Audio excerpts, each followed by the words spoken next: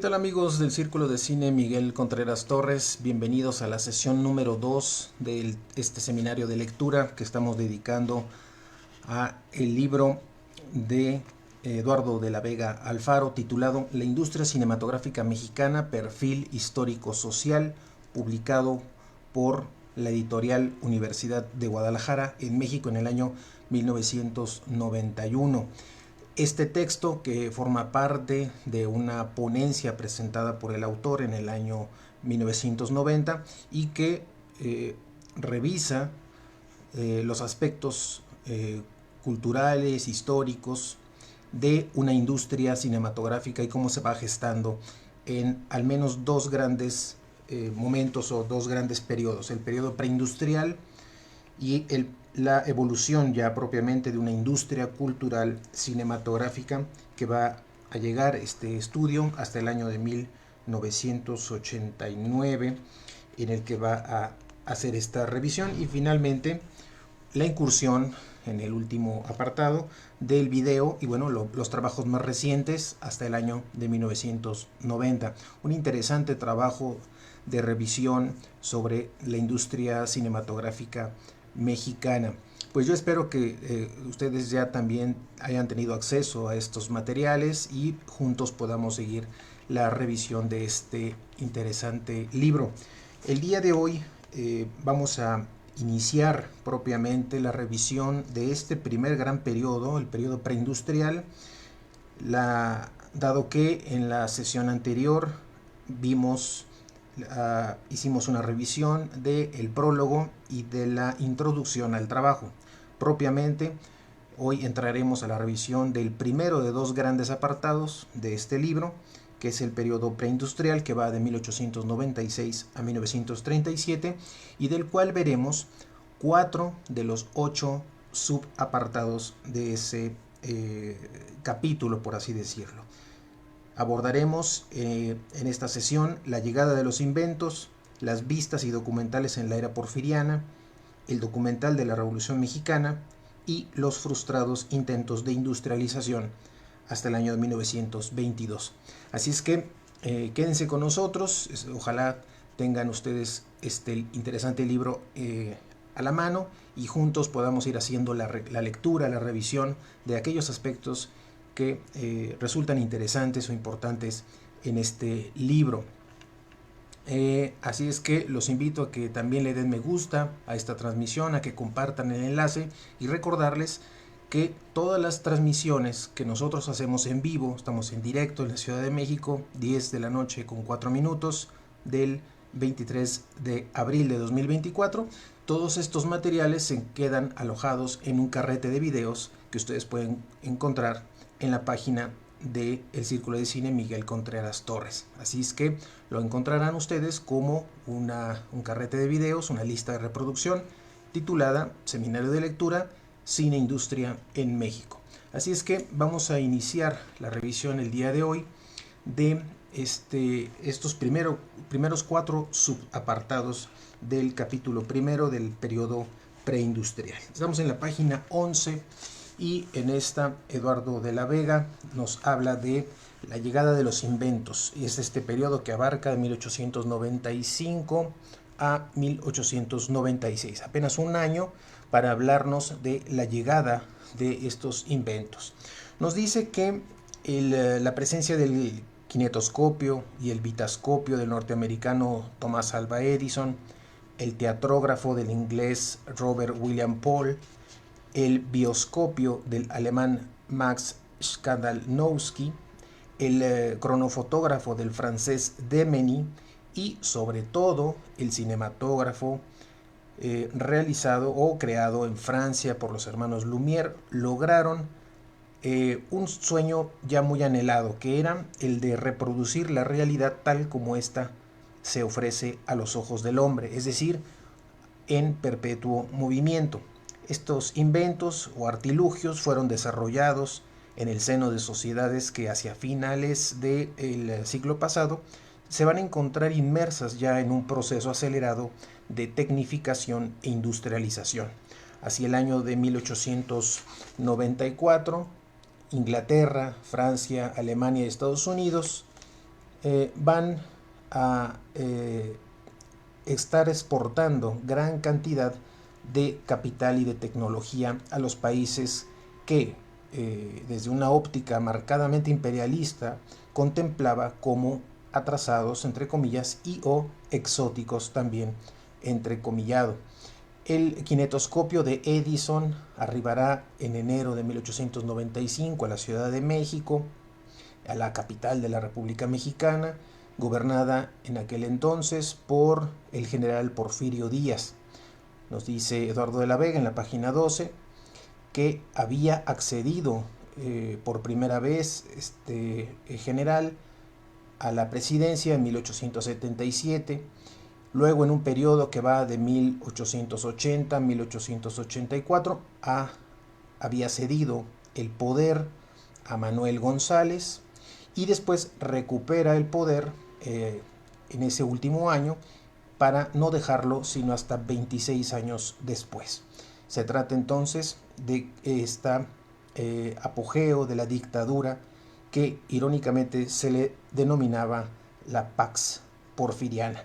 Algunos sectores de la población mexicana pudieron contemplar las cintas en el famoso kinetoscopio, un aparato de proyección de tipo individual, y en ese mismo año de 1895 un abogado y sociólogo jalisciense llamado Vistano Luis Orozco había publicado un libro titulado Legislación y Jurisprudencia sobre terrenos baldíos. En realidad se trataba de una crítica a la dictadura y, como ha señalado Arnoldo Córdoba, los grandes problemas del país eran, para Orozco, la injusta distribución de la riqueza, la miseria y la concentración de la propiedad de la tierra en unas cuantas manos. En un mismo lapso, nos dice Eduardo de la Vega en la página 13, se dieron en México los prolegómenos de una cultura fílmica por venir y también la denuncia de una oprobiosa situación que terminaría en la Revolución Mexicana. También la dictadura porfirista se asumió como un gobierno progresista que veía en Francia un modelo de país por imitar. Díaz había sobresalido como estratega del triunfo militar sobre los ejércitos franceses en la guerra de intervención. Esta dictadura encontrará en la filosofía positivista, hay que recordar la figura de Auguste Comte, la justificación científica de sus formas y estructuras de poder. Esta idea de orden y progreso propia del positivismo proviene de también de la tan próspera como agresiva, más bien crearía esta idea de orden y progreso, crearía un clima favorable para la aceptación del cinematógrafo francés en detrimento del kinetoscopio proveniente de, si bien una próspera, pero también agresiva Norteamérica. El invento de los Lumière llegó a México en julio de 1896. Los enviados de los hermanos Lumière eran Gabriel Beire y Ferdinand von Bernard. Ellos dieron a conocer este invento a la élite porfiriana primero y después a un público heterogéneo de la capital de la República y también de la ciudad de Guadalajara. Ciudad de México y Guadalajara habrán sido las primeras ciudades en las que el público pudo apreciar el cinematógrafo. Vieire y von Bernard filmaron además, en su asistencia, en su presencia en México, 32 vistas. También pueden catalogarse estas 32 vistas de los representantes de los hermanos Lumière en categorías, al menos en 4 grandes categorías.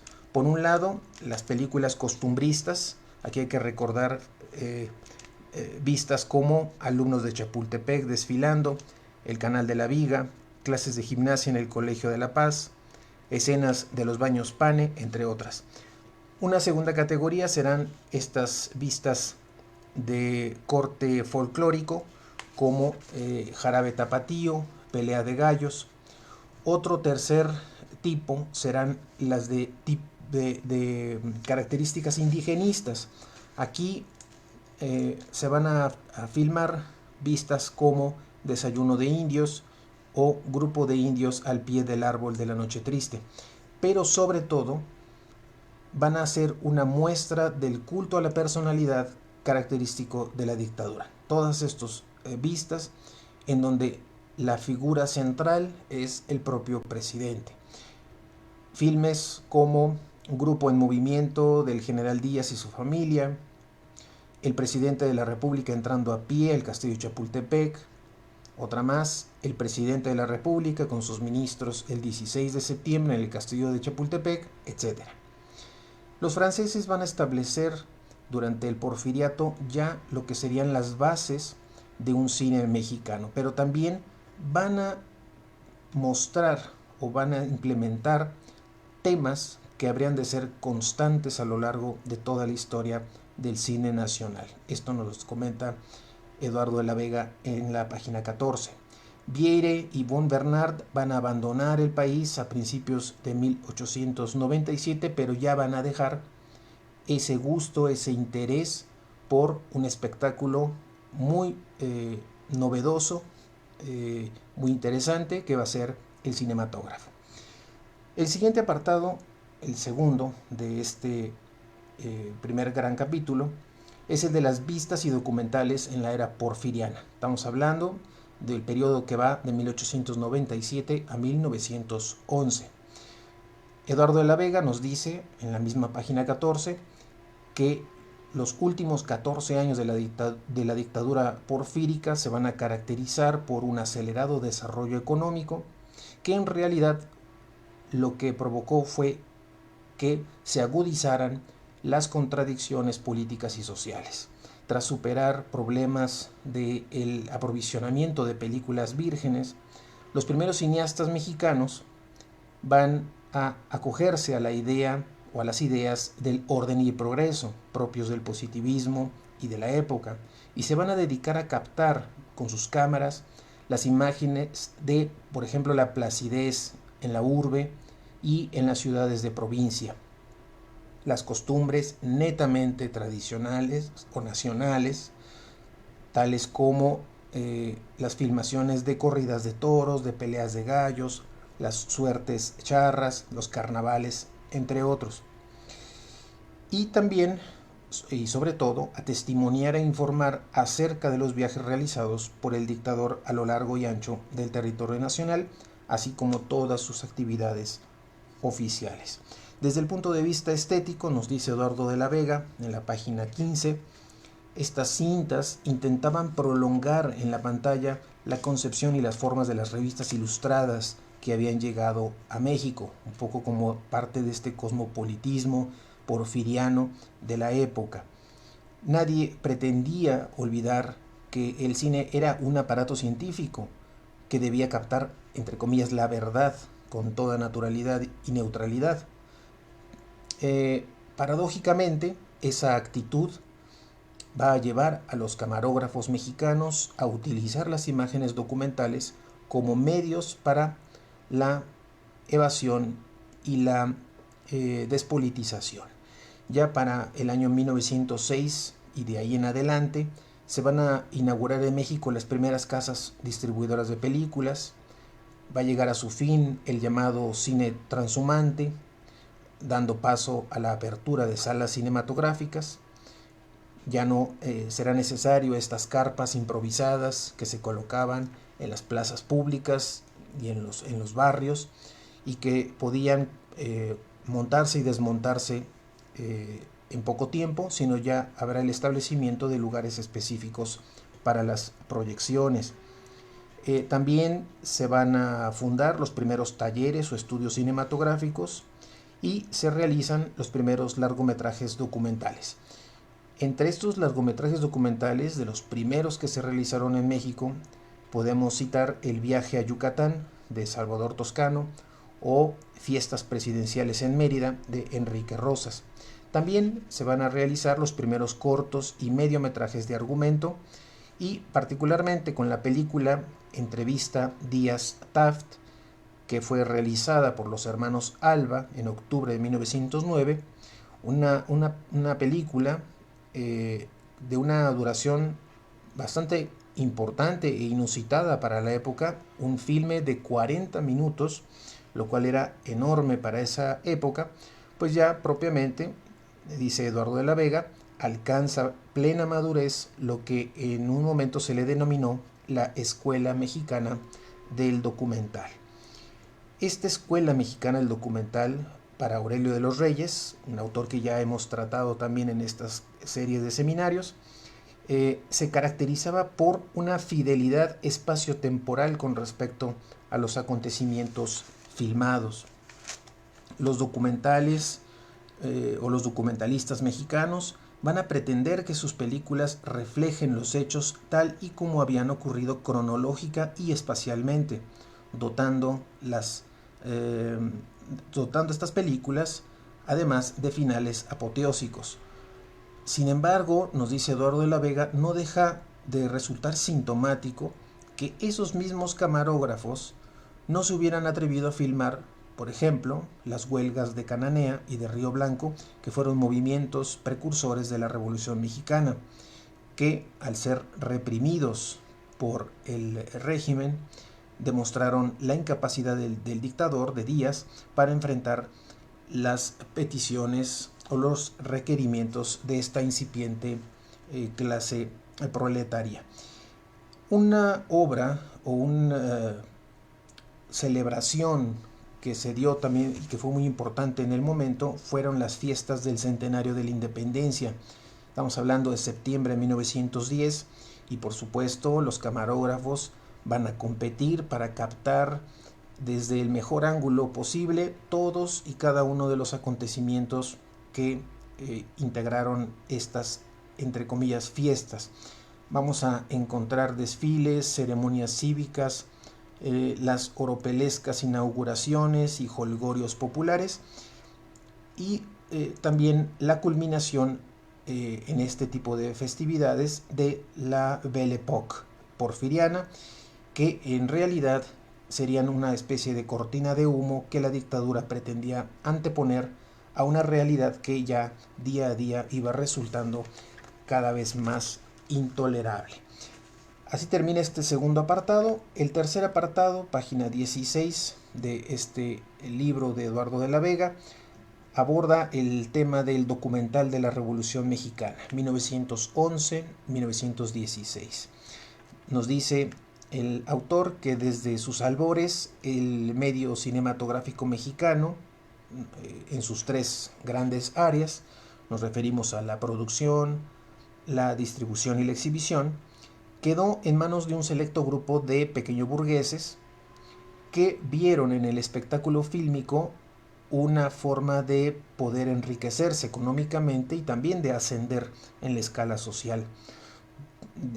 Para Eduardo de la Vega, todo parece indicar que a fines de la primera década de este siglo, a finales, es decir, a 1910, los pioneros del cine solo estaban como esperando las circunstancias más adecuadas, más favorables, para poder ya realizar las películas de argumento.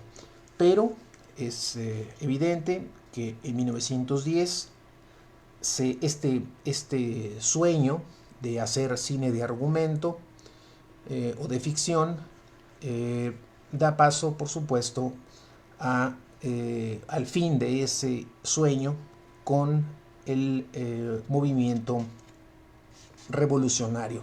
Ese grupo de cineastas y de camarógrafos, entre los que podemos mencionar a Jesús Avitia, Salvador Toscano, Enrique Rosas, los hermanos Alba, Guillermo Becerril, Enrique Echanis, entre otros, no dejarían de ser consecuentes con su ideología de clase y se van a lanzar a registrar con sus aparatos esta rebelión.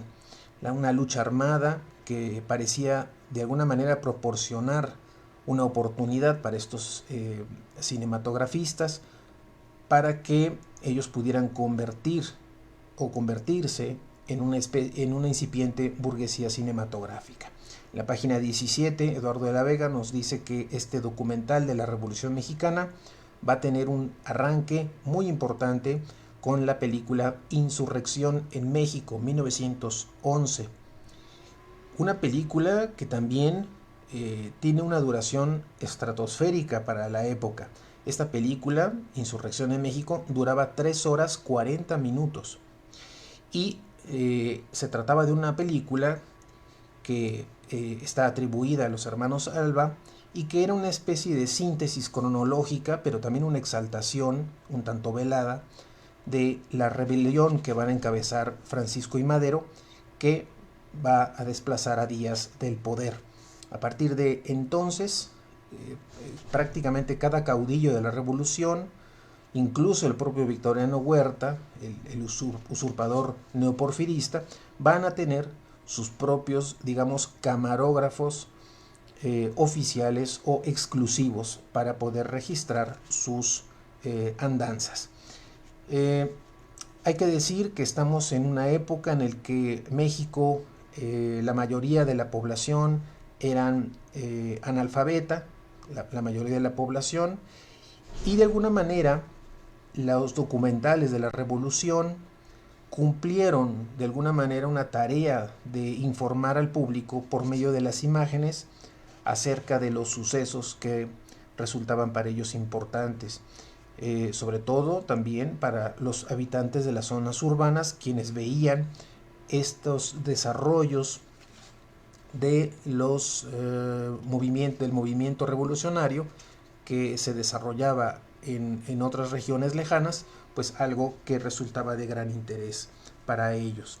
Desde el punto de vista estético, nos dice Eduardo de la Vega, la Revolución Mexicana permitió a los cronistas cinematográficos mexicanos llevar hasta sus últimas consecuencias lo que los hallazgos de este género del documental de la era porfiriana.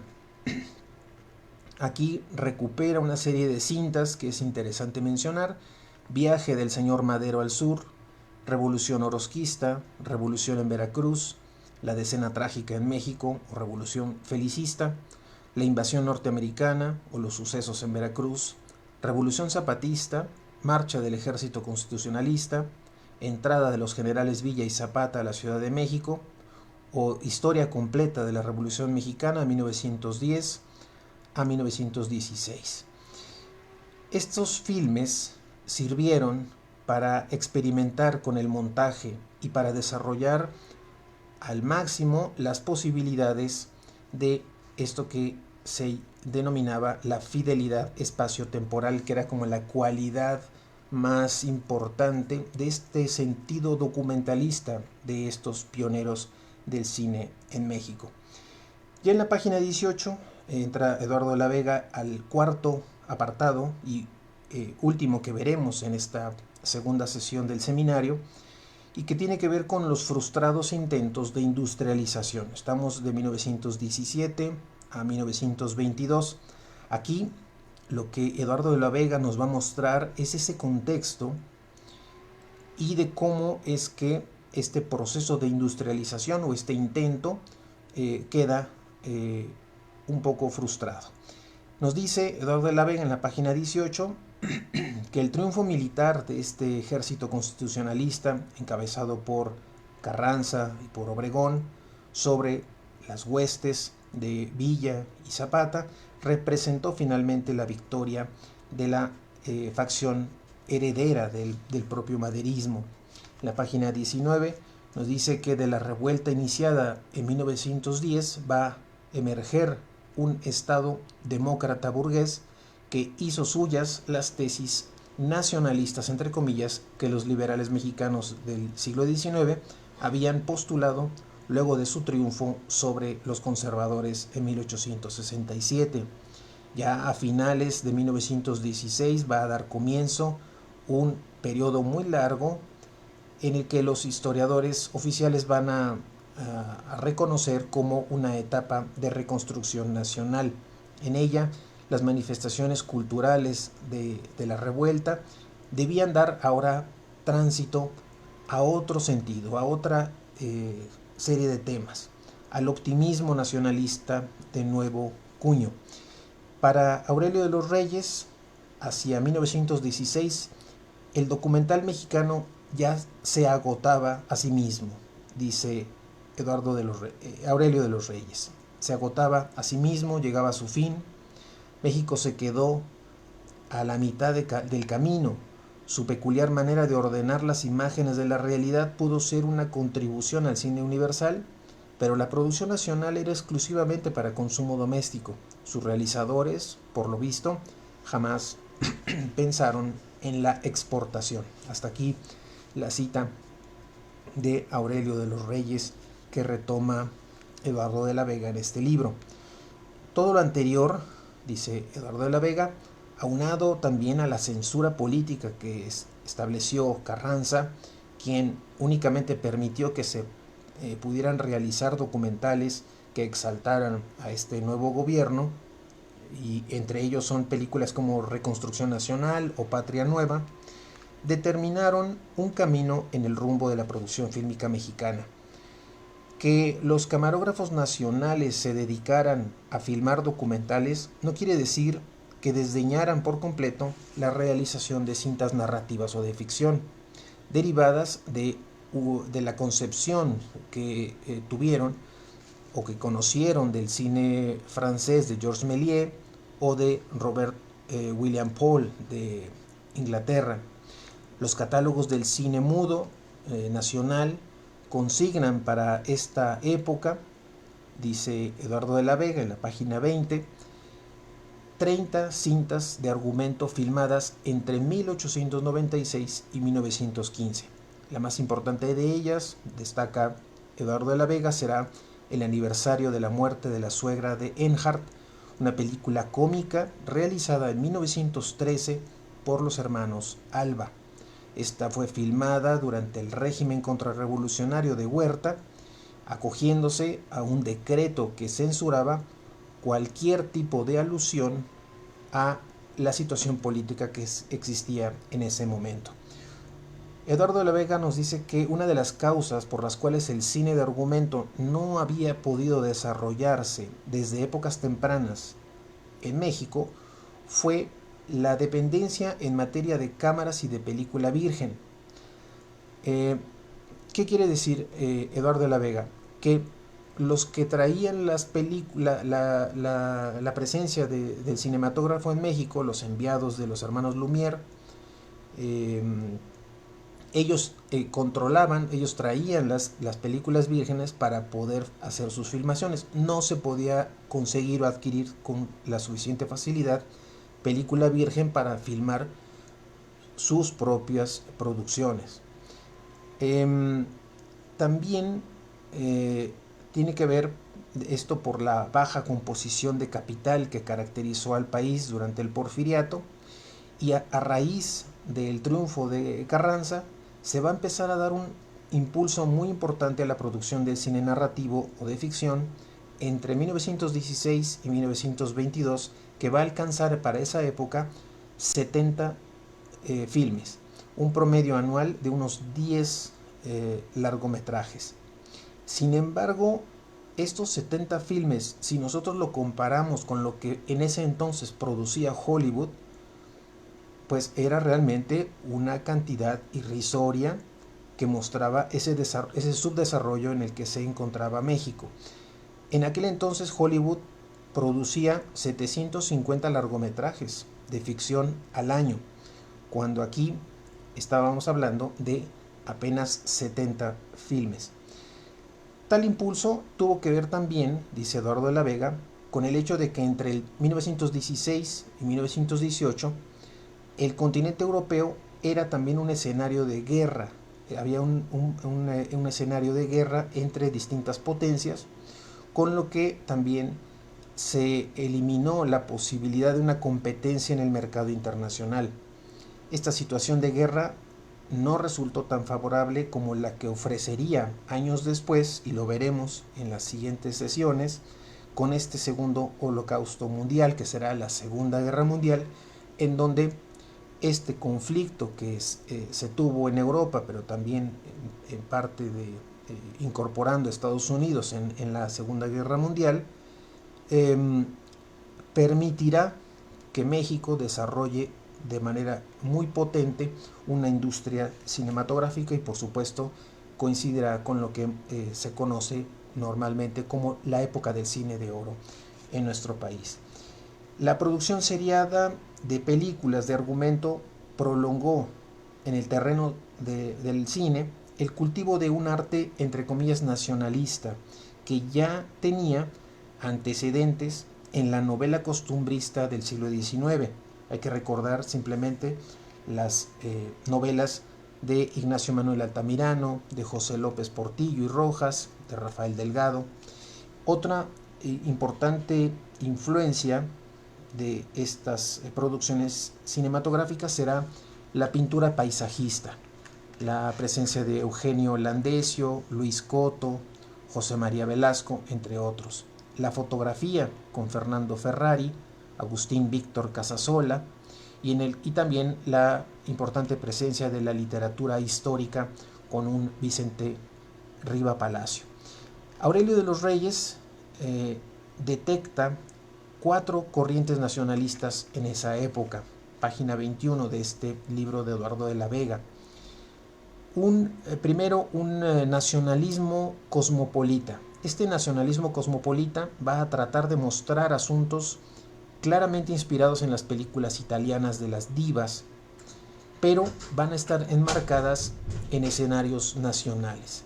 Por otro lado, se va a desarrollar un nacionalismo costumbrista que, bueno, a su vez se va a dividir en 2 tipos, un costumbrismo romántico y un costumbrismo realista.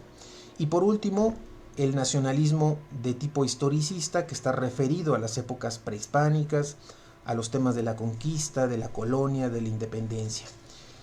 Todas estas corrientes, corrientes nacionalistas van a estar de alguna manera aglutinadas en torno a un elemento conceptual fundamental. Estamos hablando del paisaje. Este paisaje que resulta principio, medio y fin de la estética fílmica mexicana de esos años. Y habrá que decirlo también más adelante, la idea del paisaje nacional va a seguir teniendo una presencia fundamental en nuestro cine. La idea de contrastar la imagen negativa también en estos años que el cine norteamericano había difundido acerca de nuestro país y de lo mexicano, va a potenciar estas corrientes y principalmente como una reacción a un ataque que diezmó al ejército de Francisco Villa en Columbus. Aquí Eduardo de la Vega nos dice algo realmente interesante, importante. Nos dice en la página 21 que el tránsito del cine documental al cine de ficción representó una factura por cuanto se refiere a quienes financiaban las películas en nuestro país. Nos va a decir que de aquellos documentalistas de la época porfiriana y de la Revolución, solamente unos pocos lograron producir cine de argumento. Entre ellos va a destacar un Enrique Rosas, quien realiza un filme muy importante que se llama El automóvil gris de 1919, que es una de las escasísimas obras fílmicas que están realizadas en el periodo inmediato de la Revolución. Apenas terminando la Revolución va a existir esta producción tan importante.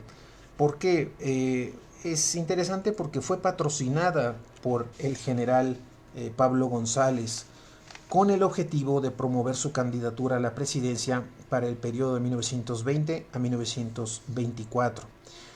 Hay que decir que este personaje, Pablo González, había sido asociado a una serie de robos, asaltos y vejaciones cometidas por una banda que utilizaba uniformes carrancistas y un automóvil precisamente de color gris. De manera que el candidato, o en este caso el precandidato, encargó al cinematografista Rosas la filmación de una cinta que, entre comillas, dijera la verdad sobre el caso, un poco para recuperar el prestigio del precandidato. Entonces, como pocas veces, aquí vamos a poder ver esta relación entre el campo de lo cinematográfico y el campo de la política. Finalmente, ya para terminar este cuarto apartado o subapartado del primer capítulo, Eduardo de la Vega nos dice que el régimen carrancista va a asentar los prolegómenos de una intervención estatal en la producción al financiar en el año 1920, a través de la llamada Secretaría de Guerra y Marina, 4 largometrajes de ficción que van a estar dedicados a difundir, cito textualmente, la disciplina y el patriotismo en las filas del ejército. Hasta ahí la cita de esta pretensión del gobierno por financiar 4 largometrajes. Los fotógrafos de muchas cintas documentales mexicanas sí lograron incorporarse al cine de ficción, y esto garantizó de alguna manera una continuidad en esta concepción de el paisaje de que se hicieron gala en la mayoría de las películas de argumento. En estas películas que sus rodajes se efectuaron en los exteriores y no en los estudios. Nos dice Eduardo de la Vega que tal vez por falta de dinero es que las películas también se filmaban en exteriores, porque era muy barato el hecho de tener que hacer todos los preparativos de estudios. Y bueno, la filmación en exteriores permitió la continuación de este eje, digamos, estético central de la cinematografía mexicana de la época, que va a ser el paisaje.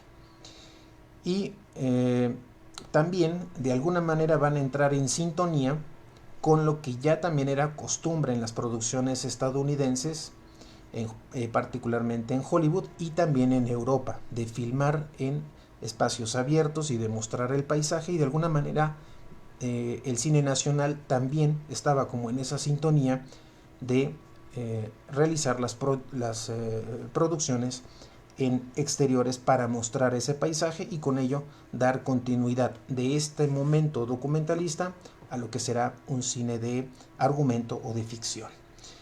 Bien, hasta aquí vamos a dejar la revisión de estos primeros 4 subapartados de lo que podría ser este capítulo primero. No propiamente el libro está indicado como capítulos, sin embargo son 2 grandes momentos, ¿no? El periodo preindustrial y propiamente la evolución de la industria cultural cinematográfica.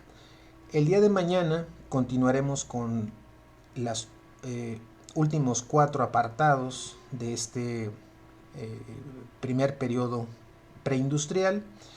Revisaremos la crisis del cine mudo de argumento, los primeros ensayos sonoros, Eisenstein en México y el desarrollo del cine sonoro en su fase de experimentación genérica. Bien, pues hasta aquí vamos a dejar la revisión de este interesante libro de Eduardo de la Vega Alfaro, libro titulado La